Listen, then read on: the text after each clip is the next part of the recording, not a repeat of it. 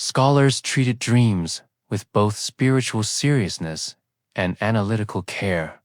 The most famous name associated with this tradition is Ibn Siryn, an 8th century scholar whose works on dream interpretation became widely circulated throughout the region.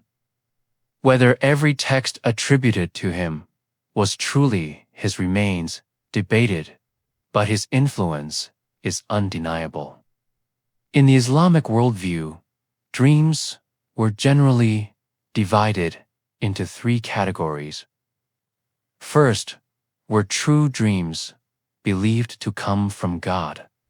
These were clear, meaningful, often calm, and structured. Second were disturbing dreams attributed to Shaitan, meant to confuse or frighten.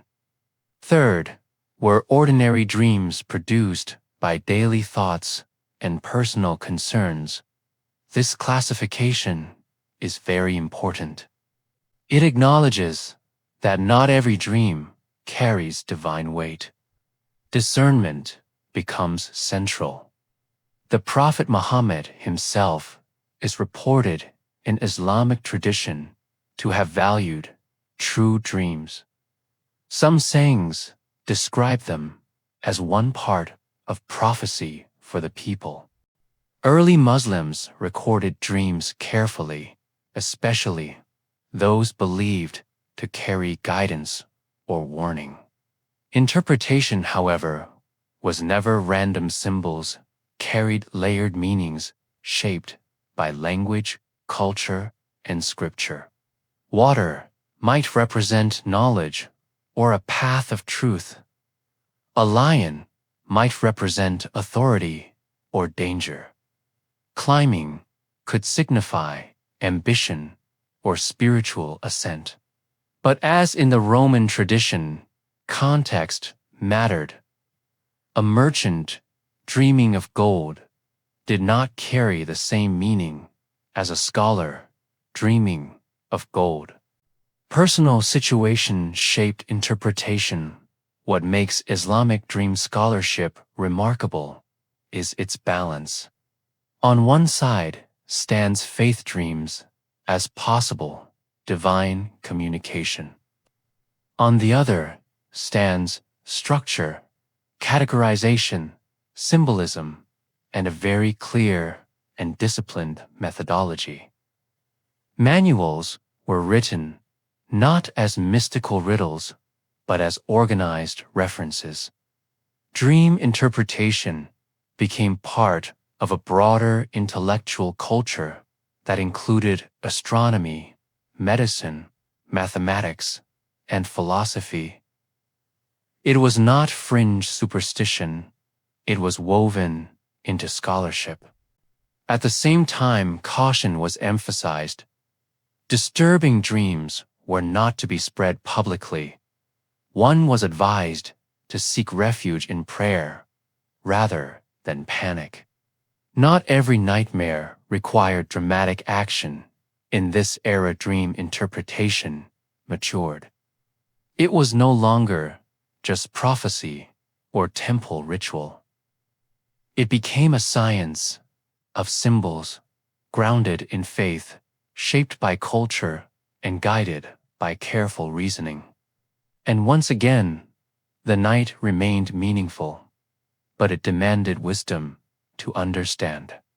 As Islamic scholars refined dream interpretation into a structured discipline, medieval Europe wrestled with a different tension: fear. In Christian medieval thought, dreams could still be divine. Saints received visions. Monks reported symbolic encounters with angels in their sleep. But alongside these sacred experiences ran a growing anxiety. What if the dream did not come from God? Medieval theologians divided dreams, much like Islamic scholars had, though with heavier emphasis on spiritual danger. Some dreams were believed to come from God, others from natural, bodily causes, and some, perhaps, the most unsettling, from demons, the night became contested. Territory monastic writers, like Augustine, had already reflected deeply on dreams centuries earlier. Augustine admitted that dreams could reveal hidden truths. Augustine admitted that dreams could reveal hidden desires or spiritual truths, but he warned against assuming divine origin too quickly. Human imagination, he argued, is powerful and unreliable by the High Middle Ages. This caution intensified dramatically. Demonic deception became a real concern. A dream, offering glory, pleasure, or secret knowledge, might be a trap. The Church emphasized discernment. Priests, confessors, and spiritual advisors were often consulted to interpret troubling visions for the faithful people. At the same time, visionary mystics emerged, figures like Hildegard of Bingen, who reported elaborate dreamlike visions filled with cosmic symbolism.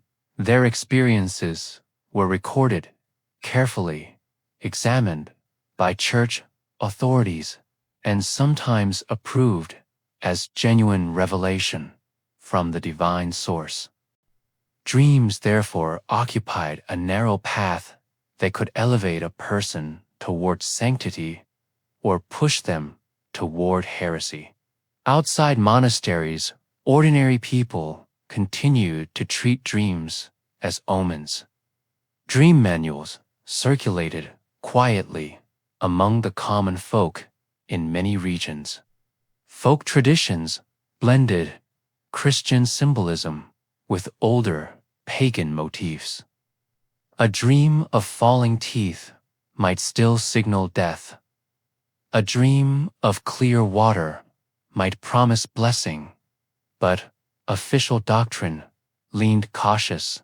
The medieval world was deeply concerned with salvation. The state of the soul mattered more than the prediction of crops or politics. Dreams were evaluated not only for what they foretold, but for what they revealed. About moral condition, did the dream inspire humility or pride, peace or fear? In this era, dream interpretation became a spiritual test. The night was no longer simply a channel for prophecy.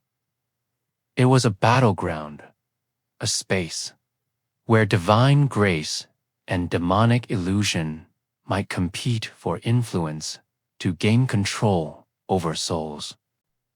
To dream in medieval Europe was not merely to receive information, it was to navigate the invisible war for the soul. By the time Europe moved into the Renaissance and early modern period, something subtle but irreversible began to change slowly.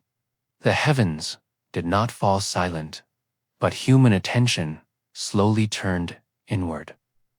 Dreams were still recorded, still discussed, but the authority behind them shifted. The scientific revolution encouraged observation, experimentation, and natural explanation for all phenomena within the natural world.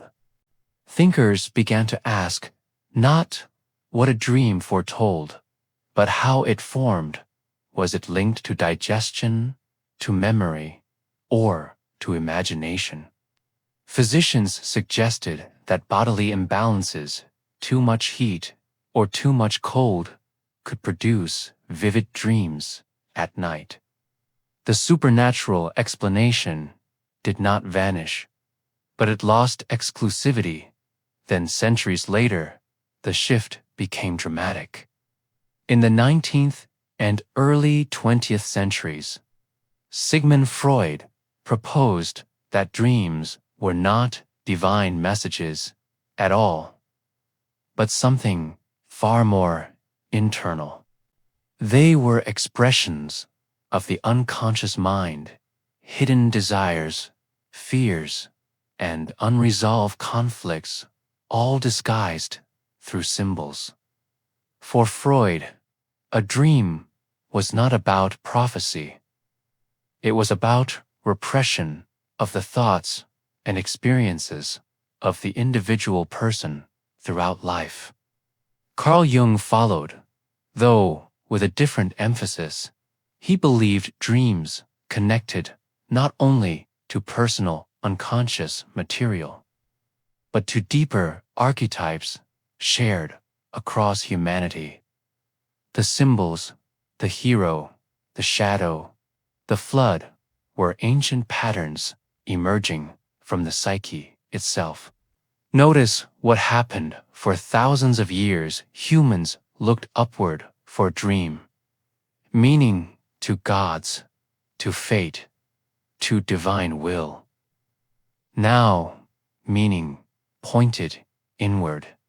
The dreamer became the source of all the symbolism and meaning found within their own nightly visions. But something interesting remains consistent across all eras. No civilization treated dreams as meaningless noise. Egyptians cataloged them. Mesopotamians feared them. Greeks slept in temples. For them, Islamic scholars classified them. Medieval Christians tested them deeply and thoroughly. The framework changes. The curiosity does not. Even today. People wake from powerful dreams and feel that they matter.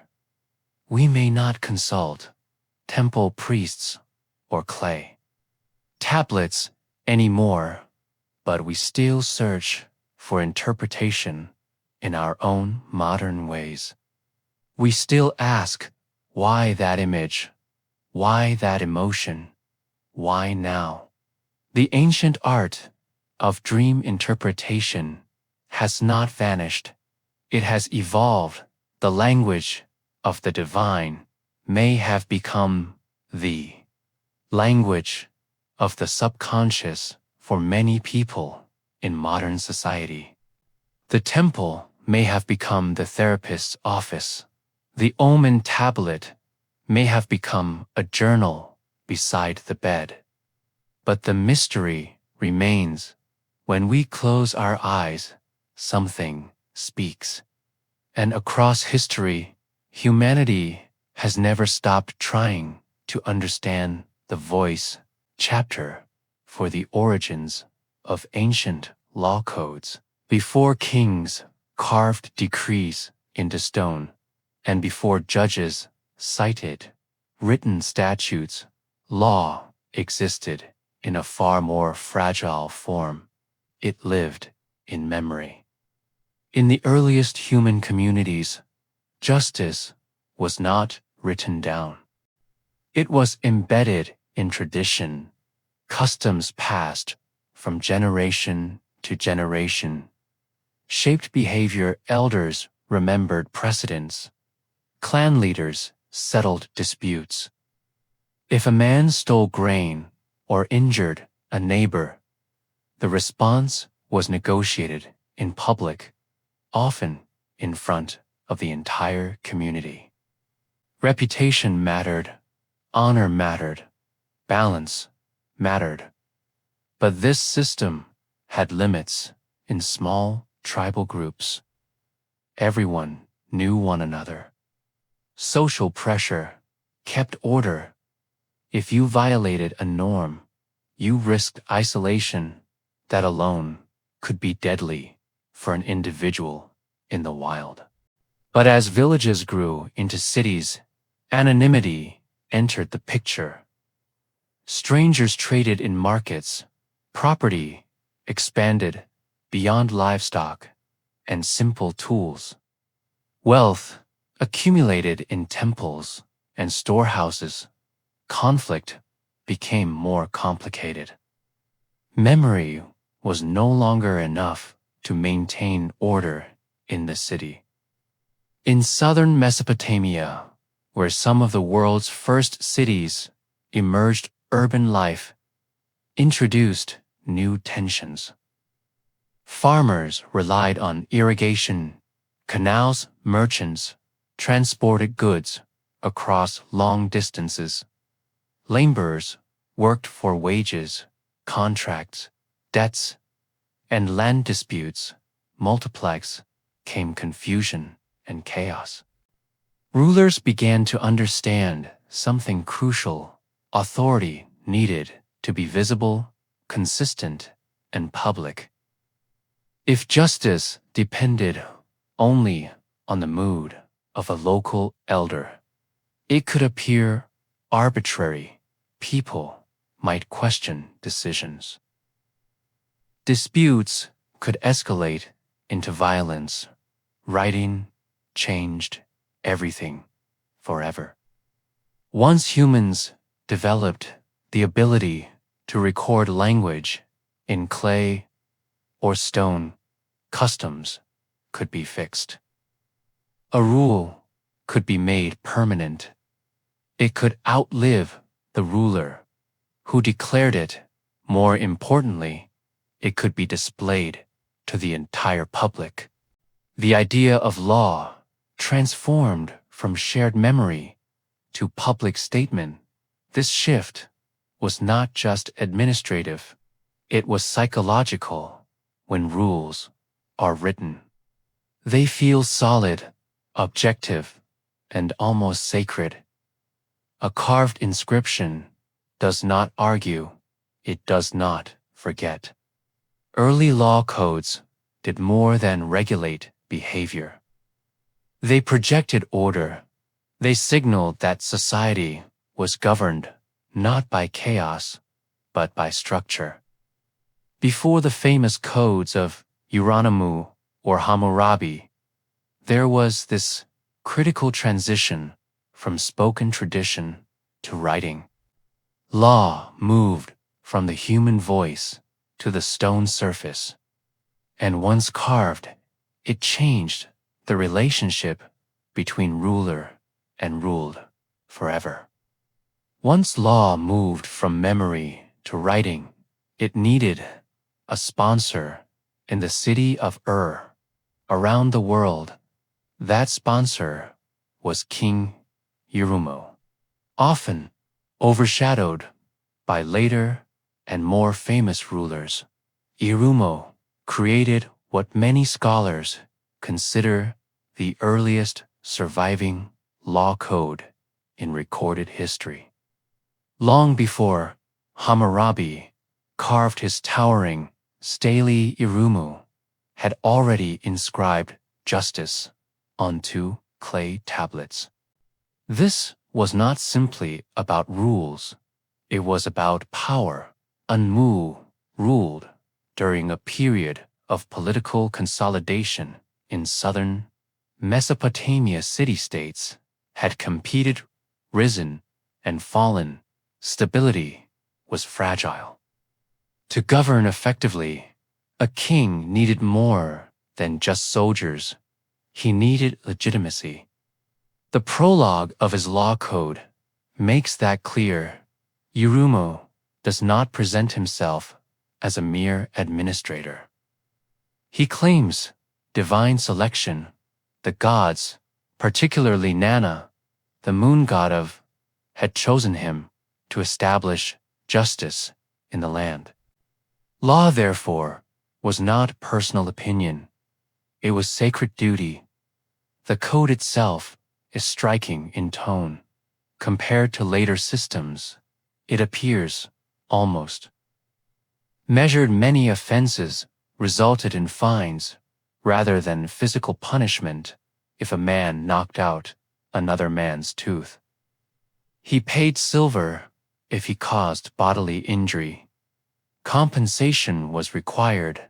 This principle of financial restitution suggests something important. Early law was deeply concerned with restoring balance. not simply inflicting pain. However, social hierarchy remained central. The penalties varied depending on social status. A crime against a free person was treated differently than one against a slave. Justice was structured around class, and that reveals the deeper function of the code-written law was not purely about fairness. It was about order and social control. It protected property, regulated marriage, addressed false accusations, and set standards for bodily harm. It created predictability in a growing society where personal retaliation could easily spiral into chaos. By writing law down Yuramu, reduced ambiguity disputes could be judged against standards. Authority moved from emotional revenge to structured consequence. But make no mistake, this was also a political tool. By presenting himself as the bringer of justice, Oramu strengthened his position as king. Law became propaganda as much as protection for the people. With Oramu, we see the blueprint emerge. Divine authority, written rules, social hierarchy, and controlled punishment, the experiment had begun. And it would only grow more ambitious if Yuramu laid the foundation, Hammurabi built the monument for all to see. Around the 18th century, before Christ, King Hammurabi of Babylon commissioned what would become the most famous law code of the ancient world. Unlike earlier fragments on clay tablets, his laws were carved into a massive stone, steely, nearly 8 feet tall. At the top, an image shows Hammurabi standing before Shamash, the sun god and god of justice, receiving authority. The message is unmistakable. These laws are divine in origin. Below that image, hundreds of legal provisions are inscribed in cuneiform script. They cover theft, marriage, inheritance, trade, assault, false accusation, and more. The range is impressive. This was not a narrow set of temple rules. It was a comprehensive attempt to regulate society. But what makes Hammurabi's code so striking is its structure. The principle, often summarized as an eye for an eye, appears repeatedly. If a man destroys another man's eye, his own eye shall be destroyed. If he breaks a bone, his bone shall be broken. Justice becomes visibly proportional in every case. However, proportional does not mean equal, as in earlier codes. Social class shaped punishment. Harm done to a noble carried different consequences than harm done to a commoner or slave. A surgeon whose operation failed on a wealthy man might lose hands. The same mistake on a slave resulted in financial compensation. Justice in Babylon reflected hierarchy. So why carve these laws publicly? Literacy was limited. Most people could not read them. The answer lies in symbolism. The stele was not only a reference document. It was a statement. It declared that Babylon was governed by order, not whim, that the king ruled under divine mandate, that disputes would be judged against established principles. In a growing empire filled with diverse peoples, such visibility mattered. Law unified territory. Yet, there is tension here. While the code promotes fairness and protection for widows and orphans, it also enforces strict penalties. It deters through severity. It controls through fear. Hammurabi's achievement was not simply writing laws, it was turning law into architecture. Something monumental, immovable, and sacred within legal codes became instruments of centralized power. Justice was no longer only about restoring balance. It was about reinforcing authority. And Babylon made sure everyone could see it carved in stone for eternity. While Mesopotamian kings carved their authority into stone to legitimize political rule, another legal tradition emerged with a different foundation. Not empire, not city administration, but covenant. In the Hebrew tradition, the laws attributed to Moses were not presented as royal decrees.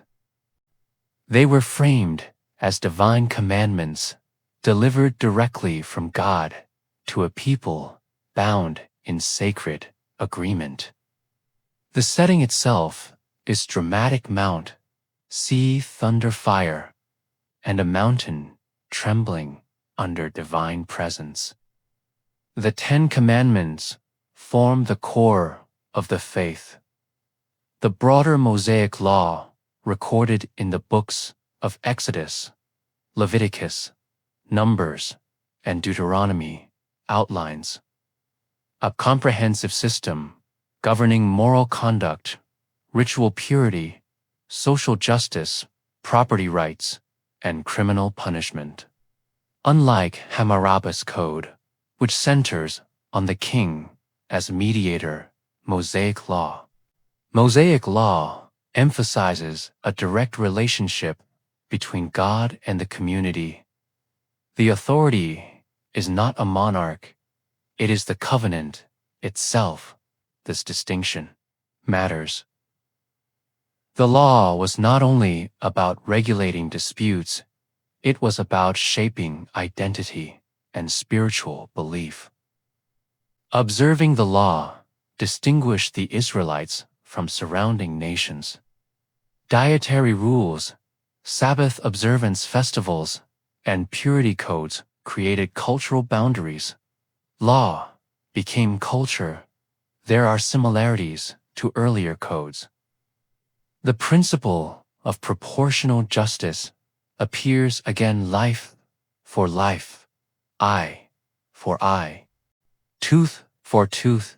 Compensation for injury is addressed. Property rights are protected. False testimony is condemned. But Mosaic law introduces something deeper: moral theology woven into legal structure. Caring for the widow, the orphan, and the stranger is commanded repeatedly for the people. Justice is linked not just to order, but to righteousness. Obedience brings blessing. Disobedience brings consequence. Not only socially, but spiritually, punishments could be severe. Certain offenses carried capital consequences. Yet the framework always ties back to covenant, loyalty, and divine protection. In this system, law is not merely administrative, it is relational. The people agree to follow the commandments, and in return, they remain under divine protection. Law becomes a bond, unlike Babylon's towering, stately Mosaic law, traveled with the community across the desert. It was read aloud, memorized, and transmitted across generations. It did not rely on monumental display. It relied on collective commitment. Here, justice is not just about control, it is about faithfulness and the spiritual survival of the entire group in history. And with this shift, ancient law codes evolve beyond royal authority. They become instruments of spiritual identity, shaping not only behavior, but belief itself. As more societies began writing their laws, a pattern became impossible to ignore for all historians. Justice was rarely blind. From Sumer to Babylon to ancient Israel, law codes reflected the structure of the societies that created them. They promised order, they claimed fairness, but beneath the surface, they reinforced hierarchy in every layer of daily life. In Mesopotamia, the difference between a noble, a commoner, and a slave shaped the outcome of nearly every case. The same injury could result in different consequences depending on who suffered it. Break the bone of a high-ranking man, and your own bone might be broken. Harm a slave, and the punishment could be reduced to compensation paid to the slave's owner. The law protected status. Marriage laws also reveal hierarchy. In many codes, women's rights were defined within family. A wife might have protections against unjust dismissal, but her status was tied to family structure and male authority. Adultery laws were often harsher for women than for men. Law stabilized the household, but on unequal terms for the members. Even economic regulations carried social layers. Debt slavery was common in ancient Mesopotamia. If a man could not repay what he owed, he or a member of his family might be forced into servitude to pay back the silver. Some law codes limited the duration of such bondage, attempting to prevent permanent collapse of free citizens into slavery. But the system itself remained intact. This tension is important. Ancient law codes were not written as abstract theories of equality. They were practical tools designed to maintain social order within deeply stratified societies. Kings and lawmakers were not trying to erase hierarchy, they were trying to manage it. Yet, within that management, we see moments of restraint for the weak. Hammurabi's code contains provisions protecting widows and orphans from exploitation. Mosaic law commands fair treatment of the poor, and the foreigner, Uremus, fines suggest attempts to avoid endless blood feuds. Justice existed, but always within very strict boundaries. Law in the ancient world was less about equal rights and more about preserving stability. It balanced power without dismantling it. And that may be the most revealing truth about early legal systems. They did not invent fairness from nothing. They shaped justice according to the values and structures already in place. In doing so, they reveal not only how ancient societies punished wrongdoing, but how they understood power itself. If hierarchy defined who received justice, punishment, ancient law codes were not gentle. They were direct, often severe, and intentionally public, because early societies feared chaos more than cruelty in small communities. Without modern policing systems, deterrence had to be visible and effective for everyone. A stolen ox was not just lost property, it threatened livelihood. A false accusation could destroy reputation and destabilize trust. An unpaid debt could unravel economic networks.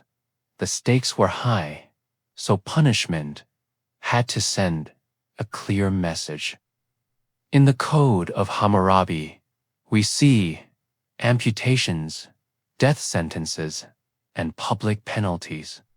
A builder whose poorly constructed house collapsed and killed the owner could be executed. If the owner's son died, the builder's son might be put to death.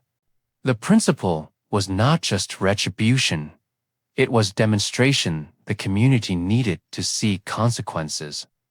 Mosaic law also contains capital punishments for certain offenses, especially those tied to covenant violation or social breakdown of the entire nation, idolatry, murder, and severe moral transgressions were treated as existential threats to the community. Survival. These punishments were not random acts of cruelty. They were framed as necessary to remove corruption from the group and ensure safety. The language often emphasizes purging evil from among you. Justice was not only corrective, it was protective, yet, alongside harsh penalties, there were limits. The famous principle, eye for eye, is often misunderstood as brutal escalation in history. In reality, it functioned as restraint. It limited retaliation. If someone injured you, you could not take more than equivalent compensation. It prevented blood feuds from spiraling endlessly. In this sense, retribution served stability for all people. Ancient law codes walked a narrow line between fear and fairness. They relied on visible consequence to discourage wrongdoing, but they also attempted to standardize punishment so it would not depend solely on rage or personal revenge. The fear underlying all of this was disorder. Cities were fragile, agriculture depended on cooperation. Trade required trust. If crime went unchecked, the entire system could fracture. So law became a shield against collapse for the early states.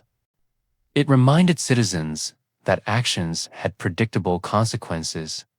It reduced uncertainty. It imposed structure where chaos threatened. Ancient punishment may appear harsh to modern eyes, but in its original context, it was a calculated response to vulnerability. Without enforcement, law is suggestion. With enforcement, it becomes power. As we move deeper into the ancient world, one theme becomes impossible to ignore. Law was rarely presented as human invention. It was framed as divine command. Kings did not simply say, "I decided this." They said, "The gods commanded this." Urnamo claimed that the moon god had chosen him to establish justice. Hammurabi carved himself, receiving authority from Shamash, the god of the sun. Mosaic law is introduced not as political reform, but as revelation delivered by God at Sinai. This framing was strategic. In societies where religion and governance were inseparable, divine endorsement made law unquestionable and absolute for everyone. To disobey the code was not merely to defy the ruler, it was to defy cosmic order. This is where ancient law becomes more than regulation, it becomes theology. In Mesopotamia, justice was tied to maintaining balance under the watch of the gods. Chaos, crime, and disorder were seen as disruptions to divine harmony. The king's role was not just administrator, but mediator between heaven and earth. In Israelite tradition, obedience to the law was directly linked to blessing or curse for the land. Drought, invasion, and famine were interpreted as consequences of covenant failure. Law shaped history itself. Even in Egypt, where formal law codes were less preserved, the concept of mayat, truth balance, and cosmic order underpinned. All governance, Pharaoh ruled as the guarantor of divine equilibrium. The message across civilizations is consistent law was sacred. This sacralization served two purposes. First, it strengthened compliance. If a rule originates from divine will, resistance becomes morally dangerous. Second, it unified communities. Under shared belief, law was not only something you followed, it was something you believed in. But there is tension here.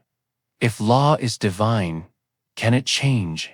Empires rise, circumstances shift, and economic systems evolve.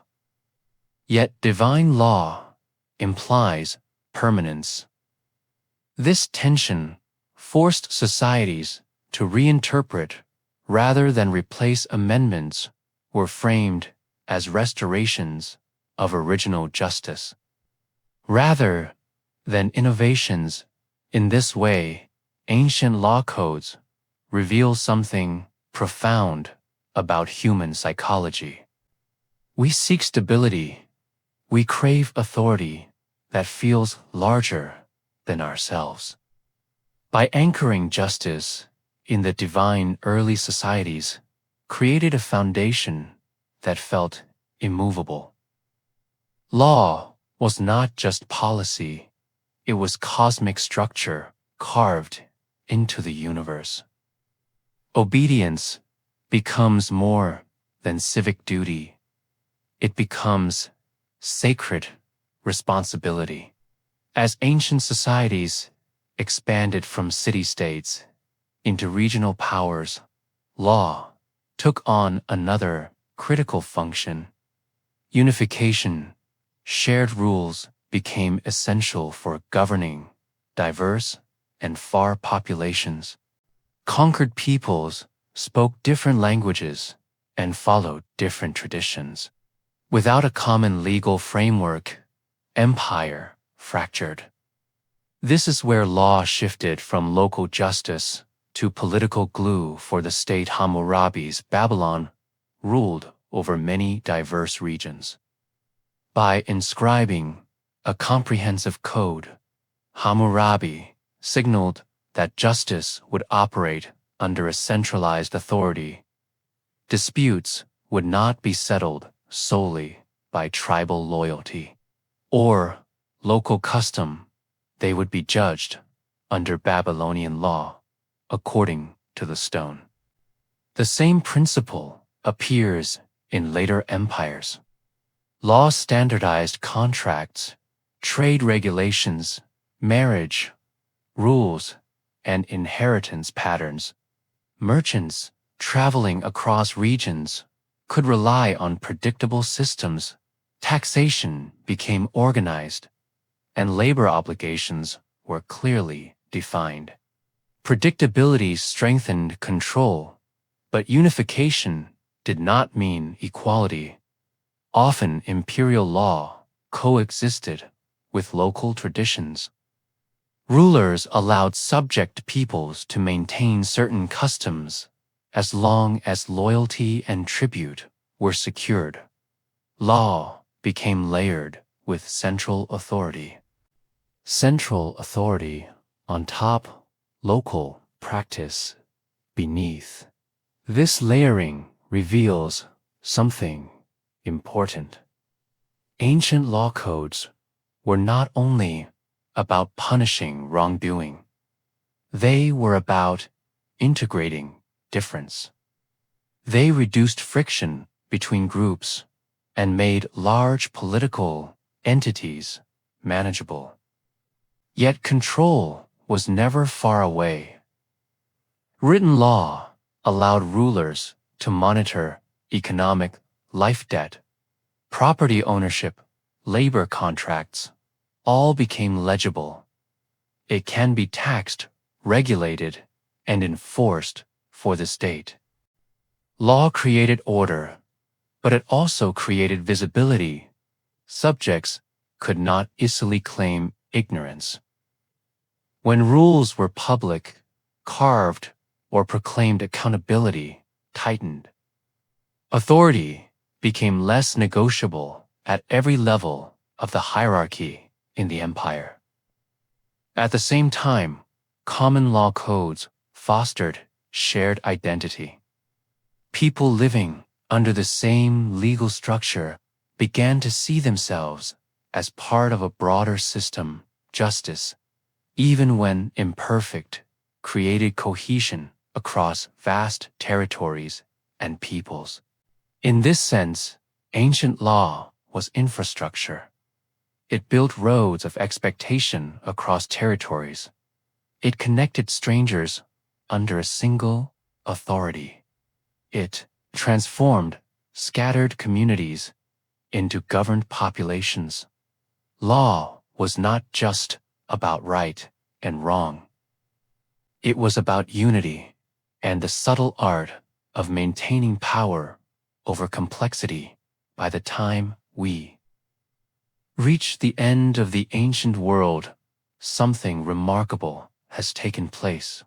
What began as spoken custom has become written authority. The earliest law codes were not perfect. They were unequal, hierarchical, and often harsh. They protected power as much as they restrained it. And yet, they introduced something revolutionary, the idea that justice could be systematized forever. Instead of relying entirely on personal revenge, family retaliation, or the unpredictable mood of a ruler early, societies attempted to define standards. A theft had a known consequence. An injury had a prescribed response for the victim. A contract had enforceable terms. This predictability changed civilization. Trade expanded because agreements could be trusted. Property could be transferred with clarity. Disputes could be judged against shared expectations rather than personal emotion or rage. Law created a framework within which complexity could grow, even when later cultures replaced or reinterpreted. Ancient codes, the foundation, remained. The concept of written law endured as a pillar of human governance in history. The idea that authority should articulate rules publicly endured. The principle that punishment should be proportional endured. From Mesopotamia to Israel, from early city-states to expanding empires, law evolved but never returned to oral tradition. The deeper legacy lies in a simple but powerful shift. Before written law, justice was local and fluid. After written law, justice became institutional. This institutionalization carried both promise and danger for the future of humanity. It could limit tyranny by binding rulers to declared standards, but it could also entrench inequality by freezing social hierarchy into text. Ancient lawmakers likely did not imagine modern courts or constitutional systems in their time. They were responding to immediate needs, conflict, property, disputes, political consolidation, and social survival. Yet their solution, writing justice, downshaped the trajectory of human governance for thousands of years to come. Every modern legal system, in some distant way, echoes those early tablets and stelae. The impulse to define rights, specify penalties, and regulate society through codified rules traces back to Babylon and Sinai. For all civilizations, the origins of ancient law codes reveal something enduring about humanity. We fear chaos, we seek order, we crave fairness, even if we rarely achieve it perfectly. And so, we write our rules in stone, hoping that permanence will bring stability. The first lawmakers carved more than punishment into clay. They carved the blueprint of civilization itself. Chapter 5: The Whiskey Rebellion, 1791 to 1794. In the young United States, the American Revolution had been won. But peace did not bring prosperity. It brought bills. When the fighting ended, the young United States found itself staggering under enormous debt. Loans taken to finance the war remained unpaid. Soldiers had been promised compensation. Foreign governments, especially France, expected repayment. Individual states carried their own financial burdens. Victory had secured independence, but it had not secured stability. The new Constitution had only recently replaced the Articles. Under the Articles, the federal government had lacked the authority to tax effectively. It could request money from the states, but it could not compel payment. The result was financial chaos, inflation surged, and credit collapsed. Confidence in the national government wavered. This fragile moment demanded decisive action. Alexander Hamilton, serving as Secretary of the Treasury under President George Washington, understood that credibility was everything for the new nation to survive. If the United States wanted to survive as a serious nation, it had to establish financial discipline. It had to prove that it could manage debt and generate revenue without stable income. The government would remain symbolic. Hamilton proposed a bold financial plan. The federal government would assume state debts, consolidate them, and pay creditors reliably. In return, the government would strengthen its authority and bind wealthy investors to the success of the republic. But plans require funding. Tariffs on imported goods provided some revenue, yet they fluctuated with trade. Hamilton sought something more dependable. His solution was an excise tax placed directly on certain domestic goods. In 1791, Congress approved a tax on distilled spirits. Whiskey became the target. From a policymaker's perspective, it made sense. Distilled spirits were widely consumed and relatively easy to measure and regulate for the federal government. Taxing whiskey would provide consistent income while spreading the burden across producers. On paper, it appeared efficient, practical, and necessary. But paper does not always reflect reality for farmers living on the western frontier. Whiskey was currency. Grain was bulky and difficult to transport across mountains to eastern markets. Distilling it into whiskey made it portable and profitable in remote communities. Whiskey functioned as trade, income, and survival.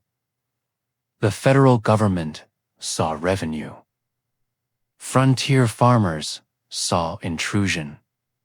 And that tension between national authority and local livelihood was about to explode.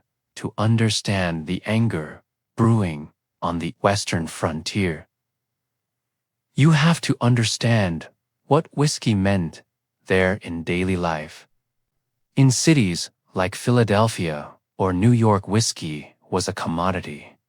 In western Pennsylvania, Kentucky, and parts of Virginia, it was survival. Frontier farmers faced brutal geography. The Appalachian Mountains stood like a wall. Roads were rough, slow, and dangerous.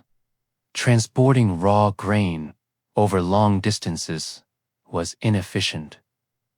A wagon full of corn or rye might spoil, rot, or cost more to ship than it would sell for in the East. But distill that grain into whiskey and everything changed. Whiskey was compact, valuable, and durable. A few barrels could represent months of labor. It could be traded for tools, livestock, salt, and supplies for the family. In many areas, it functioned as a form of currency. Cash was scarce. On the frontier, banks were distant. Barter was common. Whiskey filled the gap for small farmers. Distilling was economic adaptation. The federal excise tax did not feel abstract to them. It felt personal. The law required distillers to register their stills and pay a tax, based either on production volume or a flat annual fee for the operation. Larger commercial distillers in the East could afford the flat rate. Small frontier farmers producing in smaller batches often paid proportionally more. This created deep resentment toward the federal government and its policies in the West. From the perspective of Western farmers, the tax favored wealthy Eastern producers while squeezing struggling frontier families. It looked like elite policy designed by men who did not understand frontier life or the hardships of the West. Worse still, the tax symbolized something deeper. Many of these farmers had fought in the Revolution. They had taken up arms against what they saw as unjust taxation imposed by a distant government in London. Now, less than a decade later, another distant government, their own, was demanding payment. The irony was sharp. In their eyes, the excise tax echoed the very abuses that had sparked rebellion against Britain. Representation in Congress existed, yes, but physical distance still mattered. Federal officials were far away. Enforcement felt intrusive. Authority felt imposed. Anger began with economics, but it quickly became political for the people. Meetings were held. Protests organized. Tax collectors were harassed. Some were threatened. Resistance was not yet full-scale rebellion, but it was spreading. The frontier did not see itself as lawless in any way. It saw itself as defending fairness, and as pressure mounted, the line between protest and uprising began to blur. At first, resistance to the whiskey tax looked like protest meetings were held in small towns. Petitions were drafted, resolutions were passed, condemning the exiles as unjust and discriminatory. Local leaders framed their objections carefully. They claimed loyalty to the Constitution, but rejection of this particular law for the farmers. But frustration does not remain polite forever. Tax collectors quickly became symbols of federal intrusion. When revenue officers attempted to register stills or collect payments, they were met with hostility and open anger.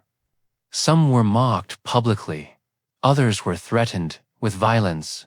In several cases, collectors were ambushed, beaten, or forced to resign. The pattern echoed earlier revolutionary tactics used against the British Crown during the war. During the struggle against Britain, colonial protesters had intimidated royal officials, tarred and feathered tax agents, and enforced boycotts. Now similar methods resurfaced, but directed at their own government in Philadelphia. By 1792 and 1793, resistance hardened western Pennsylvania, became the epicenter. Local committees discouraged compliance. Those who paid the tax were labeled traitors to their neighbors and the community at large. Social pressure intensified. Communities divided. Then the violence escalated. In July of 1794, Federal Marshal David Lennox attempted to serve court summons to distillers who had refused to pay the tax. He was met by armed men. Shots were fired, though no immediate deaths occurred. The confrontation signaled something new. Shortly afterward, a tax inspector named John Neville became the focus of organized fury for the rebels. Neville had complied with the law and assisted federal enforcement. A large group of armed protesters surrounded his home. Tensions rose, negotiations failed. Gunfire erupted. Neville's house was burned to the ground by the mob. One man was killed. In the exchange, the message was unmistakable. Resistance had crossed into open rebellion. Local militias began to mobilize. Liberty poles were raised, a symbolic gesture borrowed from the revolution against Britain. Some protesters spoke openly of secession from the United States. Others called for broader defiance against federal authority. What began as economic grievance had transformed into armed defiance for the frontier families of the West. For President George Washington, this was not a minor disturbance. It was a direct test of the new Constitution, if federal. Law could be ignored. Whenever unpopular, the Republic would fracture and fail. The Constitution would be optional. Authority would be symbolic. The Union would fracture the lesson was clear. Disagreement was acceptable. Armed resistance was not. The Whiskey Rebellion established that federal law would be enforced. It demonstrated that constitutional authority had practical teeth. More importantly, it showed that the new government could act decisively without descending into widespread bloodshed or total war against its own people in the West. Power without support would eventually face resistance.